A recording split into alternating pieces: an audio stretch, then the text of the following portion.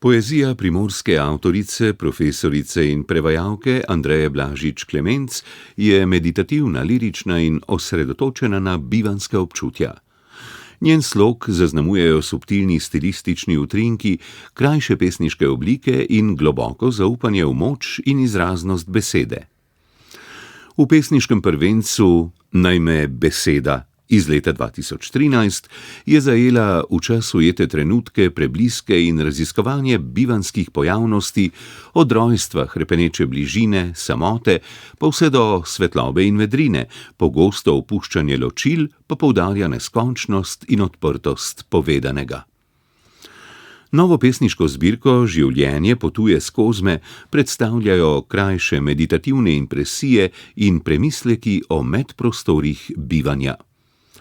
Naslov ni mišljen kot vdanost v usodo, temveč kot vabilo na duhovno potovanje s pogledom usmerjenim proti umiritvi, tišini in harmoniji, od koder se znova polna moči vrača k zunanjemu svetu s sporočilom, da je vsak posameznik zares živ in svoboden šele takrat, ko sam postane gradnik svojega prostora, ko izprazni liste preteklosti, da lahko nanje napiše brezmejnost prihodnosti.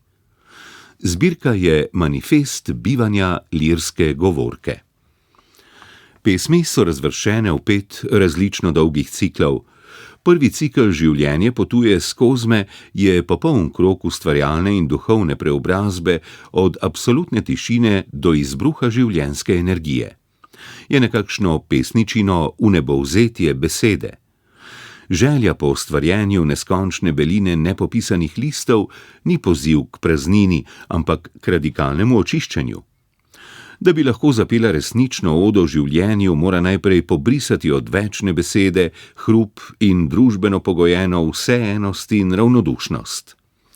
Belina postane prostor novih možnosti, v katerem se briše meja med tukaj in onkraj. Je duhovno platno, na katerem se združita zemeljsko bivanje in onstranska večnost, pri čemer pasivni mir pesnice ne zadovolji. Vstop skozi nova vrata z iskricami v očeh, ki simbolizirajo trenutek navdiha, je njena zavestna odločitev za ponoven vstop v svet, le da tokrat pod lastnimi pogoji. Prežeta z notranjim mirom se znova obrne navzven. Življenje, ki je prej potovalo skozi lirsko govorko kot tiha reka, se zdaj prelije v dinamično, iskrivo ustvarjanje. Izkaže se, da njeno iskanje tišine ni namenjeno begu pred svetom, temveč pripravi na to, da svet objame z vsemi njegovimi ponujenimi možnostmi.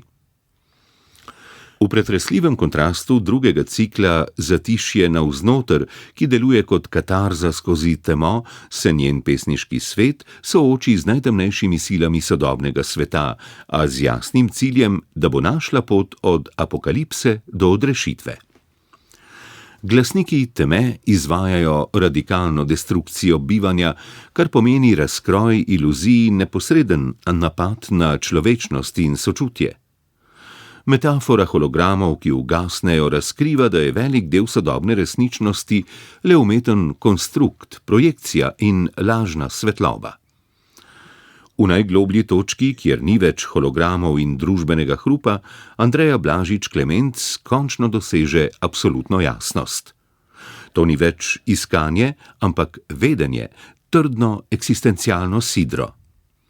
Čeprav so glasniki teme prinesli grozote, pesnica prav v tej ogoljeni resničnosti najde počitek. Ko se zave, kdo smo in čemu, je zunanja tema ne more več uničiti, temveč pomeni očiščenje. Izbriše nepomembno, da lahko v miru in tišini znova prepozna svojo izvorno bit in smisel bivanja. Če sta prva 2 cikla nihala med družbeno katarzo in iskanjem bivanjske svobode, gre v 3., Ptica sem v tvoji krošnji, za izrazit čustveni in metafizični prelom. Pesničin prehod od boleče nostalgije in hrepenenja do pomiritve z izgubo je kot elegija, ki se prelevi v svetlobo.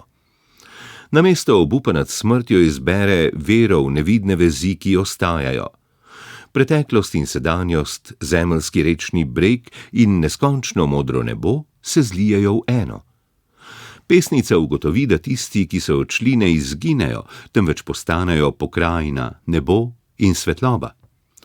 Smrt zanjo ni konec, ampak se preobrazi v varujočo, nevidno navzočnost.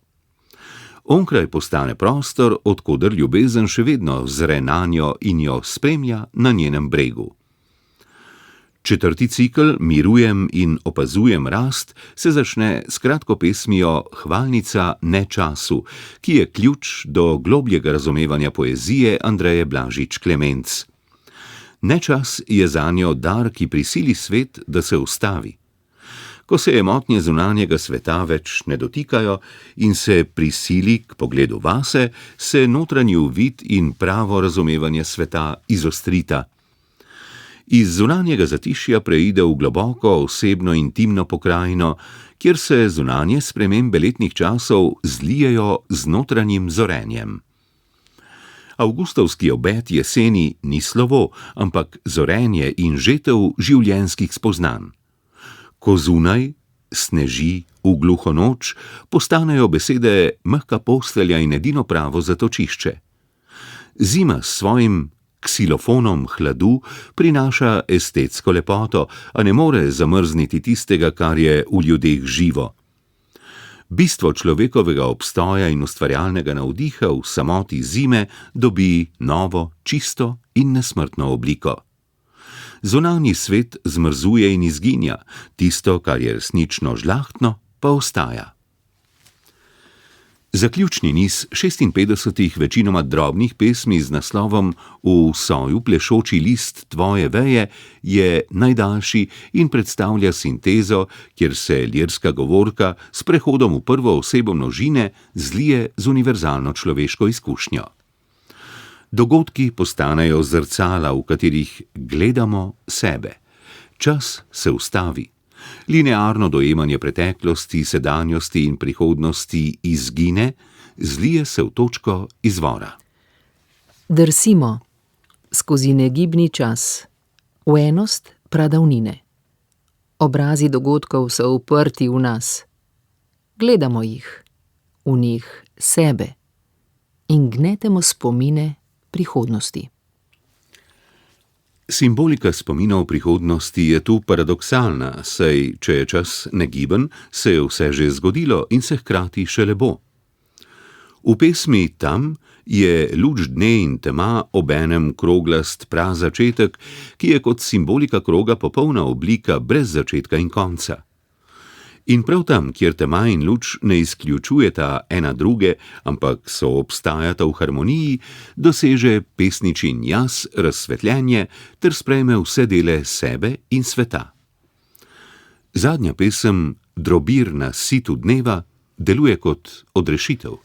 Mirno se razgledujem, srce mi igra od vznesenosti. Tako blizu mi je vse najdražje. Tako krepčilna je bližina vse prežetosti.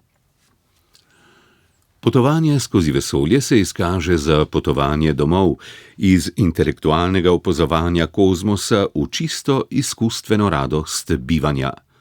Samota izgine, saj je pesnica na koncu vendarle našla globoko duhovno pripadnost svetu. Naslov pesniške zbirke Življenje potuje s kozme potrjuje, da je potovanje Andreje Blažič Klemenc obrodilo sadove. Pot skozi dež besed, negibni čas in prosti pad je varno pripeljala nazaj v prvobitno dobroto, v zibelko novih začetkov.